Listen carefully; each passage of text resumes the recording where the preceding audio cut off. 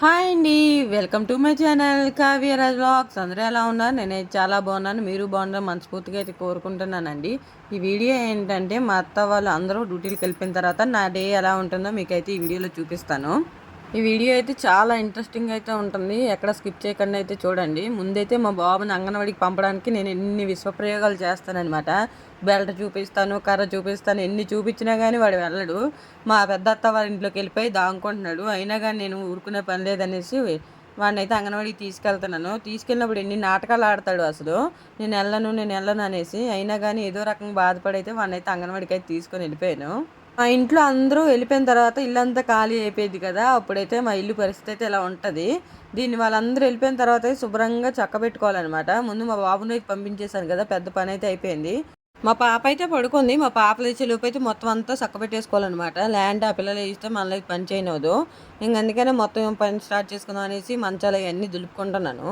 మా ఊర్లో ఏంటంటే రోజుకొకరైతే చనిపోతున్నారు. ఈ చనిపోవడం వల్ల ఏంటంటే ఇల్లు శుభ్రాలు చేసుకోలేక సరిపోతుందనమాట మా పనంతనా. నిన్న కూడా మా అమ్మ అయితే చనిపోయారు. ఆ మా అమ్మకు దగ్గర దగ్గర 110 సంవత్సరాలు అయితే ఉంటాయి. ఆ మా అమ్మ అయితే చనిపోయారనమాట. ఇంకా మా అమ్మనైతే తీసుకెళ్ళిపోయిన తర్వాత మొత్తం ఇల్లులన్నీ శుభ్రాలు చేసుకుందాం అనేసి ఇంకా ఇల్లులన్నీ చక్కబెడుతున్నాను. ఆ మా అమ్మని తీసుకెళ్ళిన దాకా మా బాబుని అయితే అంగన్వాడికి అయితే పంపలేదు. అక్కడే అనమాట. అందుకనేసి పంపలేదు. ఇంక వాడు ఎలాగో లేడు. ఇల్లు కూడా శుభ్రం చేసుకుందాం అనేసి ఇంక ఇల్లు తడిగొడ్లు అవన్నీ పెడదాం అనేసి ఇంక నేనైతే రెడీ అవుతున్నాను. ఈలోపు ఉదయానికి టిఫిన్ నానబెట్టుకుందాం అనేసి నానబెడుతున్నాను. అంటే మళ్ళీ రాత్రికి కూడా ఏం లేవు. కూరగాయలు తెమ్మంటే మా వారికి ఏం కుదరట్లేదు టైము. ఇంకా నైట్ వంట చేయడానికి కూడా కూరగాయలు ఏం లేవులే. ఇంకా టిఫిన్ సరిపోయిద్ది అనేసి ఇంక ముందే నానబెట్టేసుకుంటున్నాను. పంపిప్పాను. వాటర్ అయితే రాలేదు. అందుకనేసి బిందులో అయితే వేసుకుంటున్నాను. మేము వచ్చిన కాంచి అయితే మా అత్తకి మా మామయ్యకి అయితే చనిపోయిన వాళ్ళ దగ్గరికి వెళ్ళడానికే టైం అంతా అయిపోతుందనమాట. మేము వచ్చి 2 వారాలు అవుతుంది. మేము వచ్చిన మరుసటి రోజు ఇద్దరైతే కరెంట్ షాక్ కొట్టి చనిపోయారు. ఇంకా అక్కడికి వెళ్ళారు. వాళ్ళు అది అయిపోయిన 3 డేస్కి ఏమో మళ్ళీ మా నాన్నమ్మ వాళ్ళ ఇంటికాడ చనిపోయారని తెలిస్తే అక్కడికి వెళ్ళారు. మళ్ళీ నెక్స్ట్ డేనే మా చింతాతయ్య చనిపోయారనేసి ఇంక విజయవాడ అయితే వెళ్ళారు. ఇంకా అది అయిపోయిన తర్వాత వాళ్ళు వచ్చిన 2 రోజులకే ఇంకా ఈ మా అమ్మ అయితే చనిపోయారు. మా అత్తేమో నేను ఇద్దరు పిల్లలతోని చూసుకొని వంట పనులయి చేసుకోలేననేసి 10 రోజులైతే లీవ్ పెట్టుకున్నారు డ్యూటీకి. సెలవు పెట్టుకున్న సుఖం లేకుండా అయిపోయింది మా అత్త పరిస్థితి అయితే. ఇంకా చనిపోయిన దగ్గరికెళ్ళి వచ్చినప్పటికే 2 రోజులు అలా పట్టేసేది. విజయవాడ వెళ్ళారంటే 3 రోజులైతే పట్టిందనమాట రావటానికి. ఈ 10 రోజులు సెలవులైతే ఇలాగైతే అయిపోయి చనిపోయిన వాళ్ళ దగ్గరికి వెళ్ళొచ్చినప్పటికే. మా అత్త అంటున్నారు సెలవు పెట్టుకున్న పిల్లల దగ్గర ఉండడానికి టైం అయితే లేకుండా అయిపోయిందనేసి. ఇప్పుడున్న పరిస్థితులు ఎలా ఉన్నాయంటే నిన్న కనబడిన మనిషి మళ్ళీ మరుసటి రోజు కనబడట్లేదు. అలాగైపోయిందనమాట ఇప్పుడున్న పరిస్థితులు. ఏ నిమిషానికి ఎలాగుంటామో అర్థం కాని బతుకులకి ఎందుకు కోపాలు పంతాలు ఉన్న ఒక్క జీవితాన్ని హ్యాపీగా ఎంజాయ్ చేయాలి ఫ్యామిలీతోని ఫ్రెండ్స్ తోటి. కొంతమంది ఉంటారు. మా తమ్ముడు కూడా ఈ వీడియో చూస్తాడనమాట. మా తమ్ముడికి కూడా చెప్తున్నాను ఎంజాయ్ చేయాలి కానీ మన లిమిట్ మనం చూసుకొని ఎంజాయ్ చేయాలి. అది కూడా ఎలాగనుకున్నారు రేపటి గురించి ఆలోచించుకున్న తర్వాత అప్పుడు మనం ఆ ఎంజాయ్మెంట్ అనేది చేసుకోవాలి. ఈ రోజుది అయిపోయింది కదా అనేసి అలా కాదు. రేపు మనకి ఏ పరిస్థితి వచ్చినా నాకు నేను చూసుకోగలను అన్న ఇదిగా ఉండి అప్పుడు ఎంజాయ్ చేసుకోవాలి. రేపు మనకి ఏదైనా కష్టం రావచ్చు. అప్పుడు మనల్ని చూసేవాడు ఎవరుంటారు? మళ్ళీ తిరిగి మనల్నే అంటారు. ఉన్నప్పుడు శుభ్రంగా ఎంజాయ్ చేసుకున్నాడు. ఇప్పుడు ఎవరు చూస్తాడండి అనేసి. ఎంజాయ్మెంట్‌కి కూడా ఒక లిమిట్ అనేది ఉంటది. చూసుకొని వెనక ముందు ఆలోచించుకొని అడుగైతే వేయండి. ఎంజాయ్మెంట్ అంటే ఏం కాదు. ఫ్యామిలీతోని ఇయర్లీ ఒక ట్రిప్పు, ఒక టైం స్పెండ్ చేయడం డేకి ఇంత టైం అనేసి. అలా ఉంటే చాలు. ఇంక ఎంజాయ్మెంట్లు అంటే ఎక్కడి నుంచో వచ్చేవు. నేనైతే ఇంక పని స్టార్ట్ చేసుకుందామని ఇలా పని స్టార్ట్ అయితే చేశాను. ఇంక మా పాప అయితే లేచిపోయింది. మా పాప అయితే ఇంక చాలా సేపు అయితే పడుకోలేదు. ఇంక మా పాపను అలా పడుకోబెట్టి అయితే ఇంక నేను మళ్ళీ అయితే పని అయితే స్టార్ట్ చేసుకున్నాను. పొయ్యి మీద అంతా కంగాలైతే అయిపోయింది. పొయ్యి మీద కదా వంట చేసుకుంటున్నాము. అసలుకే గ్యాస్ దొరకట్లేదు. ఇప్పుడు గ్యాస్‌తో పెద్ద ఇబ్బంది అయిపోయిందనమాట.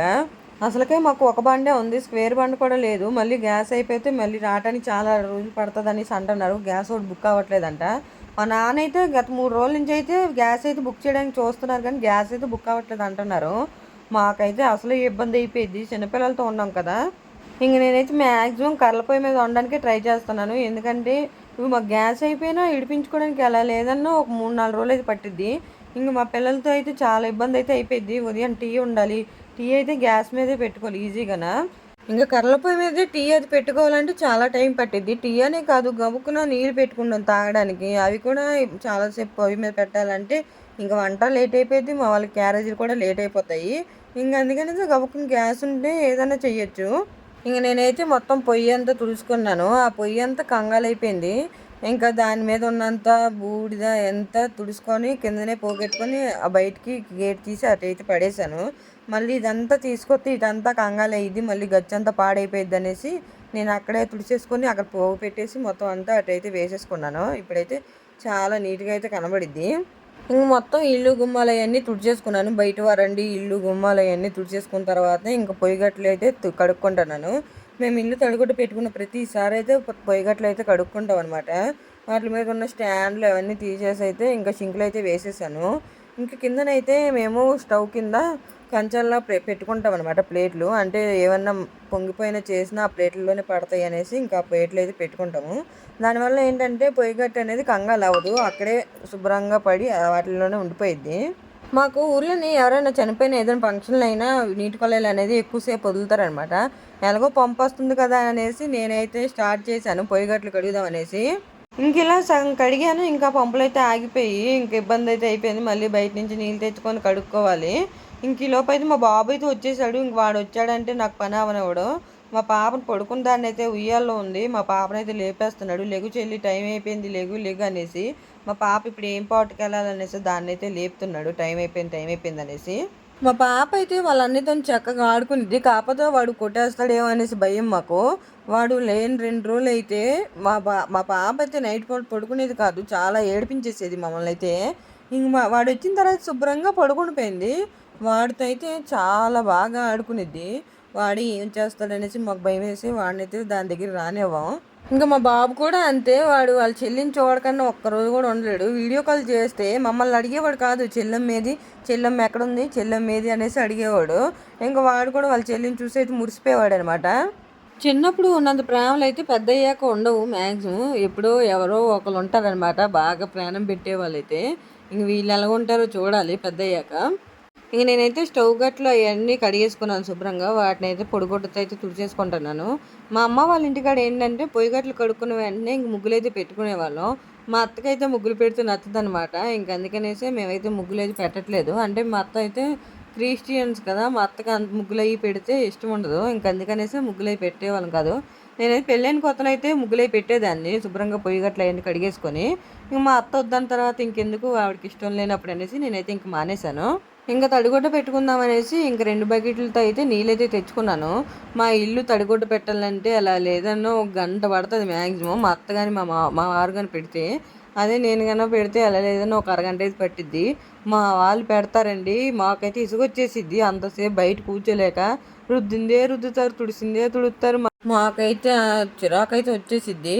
తుడుచుకోవచ్చు మరి గంటల కొద్దీ చేస్తారనమాట. ఇంకా మా గచ్చు వైట్ గచ్చు, దాని మీద ఏంటంటే ఇంట్లోనే పొయ్యి అయిపోవడం వల్ల మాకు మసి అనేది ఎక్కువ అయిపోతుంది గచ్చు అనేది వంటగదిలోని. ఎందుకంటే అక్కడే వంట చేస్తున్నాము, అక్కడే సామాన్లు అవన్నీ పెట్టుకుంటాము. దానివల్ల మసి అది అంటుకుపోయి ఆ మరకలు అయితే వదలట్లేదు ఎంత తుడిసినా కానీ. ఆ వంటగది క్లీన్ చేయడానికి మాకు ఎలా లేదన్నా ఒక 10 నిమిషాలు అయితే పట్టిద్ది. ఇంకా దానికి తోడైతే ఇల్లు తడిగుడ్డ పెట్టడానికి 3 సార్లు అయితే తుడవాలి ఒక్కొక్క గదిని. ఇంకా ఆ వంటగదిని ఎన్నిసార్లు తుడిసినా ఆ మరకలు అయితే పోవు.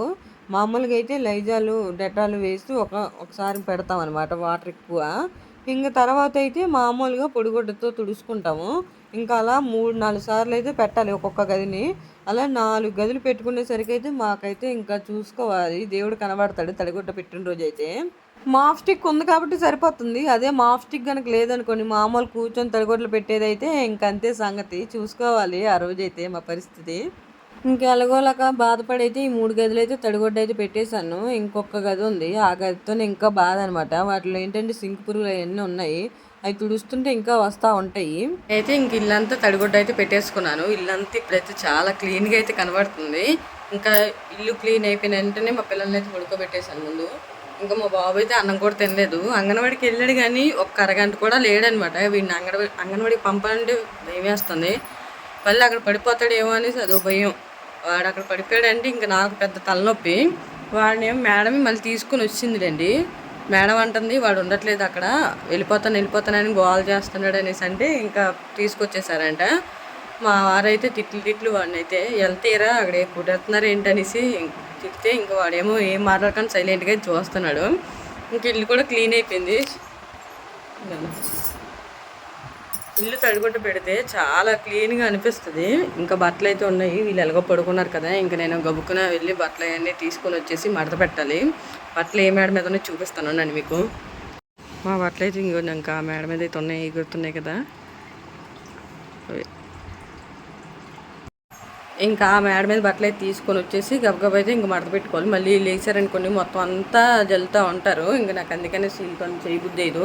మా అత్త అయితే ముందే చెప్పారు, నువ్వు పిల్లల్ని చూసుకో, పని ఏం చెయ్యొద్దు, నేను వచ్చి చేసుకుంటా అనేసి. ఇంకా అలా అనేసి వదిలేలేం కదా. ఇంకా ఎలాగో వాడు లేడు కదా అనేసి నేను పని స్టార్ట్ చేశాను. నేను సగంలో ఉన్నప్పుడు వచ్చేసాడు వాడు స్కూల్ నుంచి అయితే. ఇంక నేను ఏం చేస్తాం మరి, మొదలెట్టిన తర్వాత ఆపలేం కదా అనేసి ఇంక నేనైతే తడిగొడ్లు అయితే పెట్టేశాను. మా పెద్ద అత్త అయితే మా పాపనైతే ఆడిపించింది. ఇంకెలాగో లేరు కదా, బయట అయితే ఆడుకుంటున్నారనేసి గబగబా అయితే ఒక తడిగొడ్లు అన్నీ పెట్టేసుకున్నాను. ఇంకా బట్టలు తేవాలి, వీళ్ళు ఎలాగో పడుకున్నారు కదా, ఇంక నేను గబగబా అయితే బట్టలు తెచ్చుకొని మడత పెట్టేసుకుంటాను. మొత్తం బట్టలు అన్నీ తెచ్చుకున్నాను. నేను ఏంటంటే మా పిల్లలు లేచిపోతారు అనేసి నేను గబగబా అయితే వెళ్ళిపోయి చెప్పులు వేసుకోకన్నా. ఇంకా ఏమైందంటే కాళ్ళు అయితే అంటికిపోయి ఎండ అలా కాస్తుందనమాట. మాకేమో తెల్లారి 9 అయినా కానీ మంచు పడతానే ఉంటుంది, 11ంటికేమో కాళ్ళు కాలిపోతూ ఉంటున్నాయి. ఈ మంచు తగ్గదు, ఆ ఎండ తగ్గట్లేదు. ఈ మంచు నుంచి బయట పని చేసుకుంటే జలుబులు చేసేస్తున్నాయి అసలు. ఇంక ఈ బట్టలన్నీ అయితే మొన్న విజయవాడ వెళ్ళారు కదండి, ఇంక అక్కడ నుంచి మోసుకొచ్చిన బట్టలు ఇవన్నీ అక్కడ ఉతకలేదంట. ఇంకా మా అత్త ఏమో నిన్న అన్నీ ఉతికారు. ఇవన్నీ నిన్న రేవు పెట్టారనమాట. ఈ బట్టలు రేవు నిన్న ఊరి నుంచి వచ్చి ఈ బట్టలన్నీ ఉతుక్కున్నారు.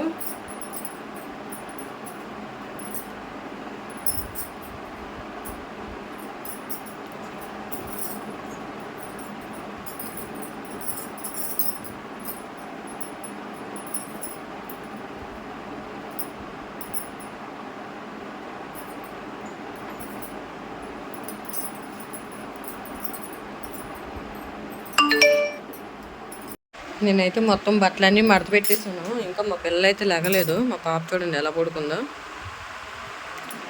ఇంక ఈ బట్టలన్నీ సర్దేసి నేనైతే గబగబా ఇంకా అన్నం అయితే తినేస్తాను. మళ్ళీ మా పాప కనుక లేచింది అనుకోండి, నన్ను అయితే అన్నం తినవద్దు, ఏడుచుకొని ఉంటుంది. ఇప్పుడు దాకా బాగానే ఉంటుంది, నేను అన్నం ఇలా కూర్చున్నాను అన్నం దగ్గర, ఇంక ఏడుపు మొదలెడుతుంది. ఇంకా అందుకనేసి మా పాప లెక్కముందే నేనైతే అన్నం తినేస్తాను గబగబా. నేను చెప్పాను కదా నేను కరెక్ట్గా అన్నం తింటున్నాను. మా పాప అయితే లేచిపోయింది చూడండి. బుడ్డమ్మా అటు లేచి ఆడుతుంది అటు. ప్రస్తుతానికైతే ఆడలేదు. ఇంక నేనైతే గబగబా అయితే ఇంక అన్నం తినేస్తాను. ఇంక మా బాబు అయితే నిద్ర అయిపోయింది. ఇంక మా బాబు కూడా లేస్తే ఇంక వాడికి కూడా అన్నం తినిపిద్దాం అనేసి ఇంక నేనైతే వాడికి అన్నం వేసాను. ఇలా మా మామయ్య కూడా వచ్చారు. మా మామయ్య కూడా ఇంక అన్నం అయితే వేసేసి ఇంక మొత్తం అక్కడ గిన్నెలన్నీ ఖాళీ చేసుకొని ఇంక మా మామయ్యకి అయితే మా పాపనైతే అప్పచెప్పేసి ఇంక నేనైతే గిన్నెలన్నీ తోముకుందాం అనేసి బయట అయితే గిన్నెలు వేసుకున్నాను. మా బాబు అయితే ఇంక ఈ చాక్లెట్లతో అయితే ఆడుకుంటున్నాడు. వాడికి చాక్లెట్లు ఎప్పుడు కొన్నామంటే వాడు అంగన్వాడీలో జాయిన్ చేసినప్పుడు ఉట్టిగా ఏం పంపుతాంలే అనేసి ఇంకా స్కూల్లో పిల్లలకి చాక్లెట్లు పంచుతాడనేసి కొన్నాము. ఇంకా అక్కడ ఏంటంటే పిల్లలే లేరనమాట, ముగ్గురే ఉన్నారంట అంగన్వాడీలోని. ఇంకా వాళ్ళ ముగ్గురికి పనిచేసి ఇంకా మిగిలినవి అయితే తీసుకొని వచ్చేసాడు ఇంటికి. ఇంకా అవైతే రోజుకి ఒక చాక్లెట్ ఇస్తున్నాను నేను. నిన్న మా తాతయ్య ఏం చేశాను, మా మామయ్య ఆ చాక్లెట్ ప్యాకెట్ అంతా వాడికి ఇచ్చేసాడు. వాడేమో ఇంక అప్పటి నుంచి నాకైతే చాక్లెట్లు అయితే ఇవ్వట్లేదు, వాటితోనే ఆడుతున్నాడు, అవన్నీ కంగాలు చేస్తున్నాడు. ఇంక ఇంట్లో పని అంతా అయిపోయిన తర్వాత అయితే నేను ఉదయాన్నే పప్పు నానబెట్టుకున్నాను కదా, అదైతే మిక్సీ అయితే వేసుకుంటున్నాను. అది పప్పు అంటే పొట్టు మినపప్పు. ఇంక దాన్ని అయితే బాగా కడుక్కొని తర్వాత అయితే మిక్సీ అది వేసుకుంటున్నాను. అంటే నేను అట్లకైతే వేసాను పప్పు, ఇంకా అట్లకి కదా అనేసి రుబ్బేసుకుంటున్నాను మిక్సీలోనే. గ్రైండర్ పెట్టామనుకోండి మళ్ళీ మా బాబు అయితే వాటిని వెలుగుతూ ఉంటాడు, వాటిలో చేయి పెట్టేస్తాడేమో అనేసి భయం. ఇంక ఈ మిక్సీ వేసిన భయం. ఇంకా చూడండి వాటిపైకి ఎక్కైతే ఆ స్విచ్లో వేస్తూ ఉంటాడు. వాడు కరెంట్ దగ్గరికి వస్తే నాకు చాలా భయం అయితే వేసేసిద్ది. వాడి నుంచి టెన్షన్ వచ్చి మిక్సీలు గ్రైండర్ వేయడం మానేసుకుంటున్నాము. ఇంక నేనైతే ఈ పప్పు అయితే బయట అయితే పెట్టుకున్నాను, అంటే మాకు రాత్రికి అయితే సరిపోయింది అనేసి, అంటే పులిస్తే కొంచెం బాగుంటాయి అనేసి. నేను ఇల్లు అంతా చక్క పెట్టుకున్నా కానీ మా బాబు మాత్రం చూడండి ఎలా కంగారు చేస్తాడు. అదండి ఎత్తుతున్నాడు, మళ్ళీ కంగారు చేస్తున్నాడు.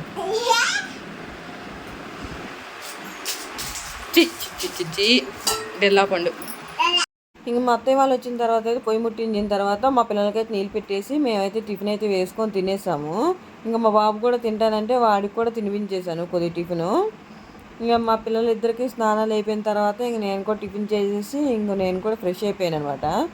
ఇంక మా వారు కూడా వచ్చే టైం అయిపోయింది. ఈరోజైతే బాగా లేట్ అయిపోయింది. అంటే మేము 8 అయిపోయినా గానీ పొయ్యయితే ముట్టించుకోలేదు. ఇంక మా వాళ్ళు వచ్చిన తర్వాత ముట్టించుకుందాం అనేసి వదిలేసాను. అంటే టిఫినే కదా వేడి వేడిగా వేసుకోవచ్చు అనేసి. మా వారేమో నేను బయట తినేసాను మీరు తినేయండి అనేసి అన్నారు. మా తాతయ్య బయటైతే అంటే చనిపోయారు కదా! ఆవిడ భోజనాలు పెడితే ఇంక అక్కడైతే చేసేసారు. ఇంక నాకు, మా అత్తయ్యకి, మా బాబుకి కదా అనేసి వేడి వేడిగా వేసుకుందాం అనేసి టిఫిన్ అయితే వేడి వేడిగా వేసుకొని మేమైతే తిన్నాము. ఇంక మా వారికైతే చియా సీడ్స్, మా బాబుకైతే బాదం పప్పులు అయితే నానబెట్టేసాను వాళ్ళిద్దరికిని. ఇంక ఈ వీడియో అయితే ఇంతేనండి. ఈ వీడియో కనుక నచ్చితే లైక్ చేయండి. ఇప్పటివరకు మన ఛానల్ ఎవరైనా సబ్స్క్రైబ్ చేసుకోకపోతే సబ్స్క్రైబ్ చేసుకోండి. బాయ్.